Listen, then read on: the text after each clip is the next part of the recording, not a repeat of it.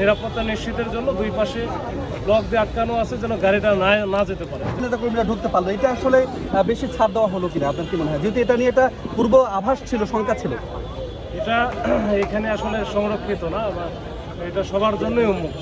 বিকেলের দিকে হয়তো বা কী অবস্থা ছিল আমি জানি না, তবে এটা যে কেউই আসতে পারে, এটা নিয়ে আর সমস্যা নাই। এটা এখানে যাচ্ছে, লোকজন চলাচল করতেছে। হয়তো বা আমরা অধিকত নিরাপত্তা নিশ্চিতের জন্য দুই পাশে ব্লক দিয়ে আটকানো আছে যেন গাড়িটা না যেতে পারে, যেন এটা আবার নতুন করে অন্য কোনো ঘটনা না ঘটে, ওইটা সতর্কতা হিসেবে। কিন্তু এমনি একেবারে এখানে কেউ ঢুকতে পারবে না এরকম কোনো বিষয় নাই, এখানে সবাই ঢুকতে পারবে। তিনজনকে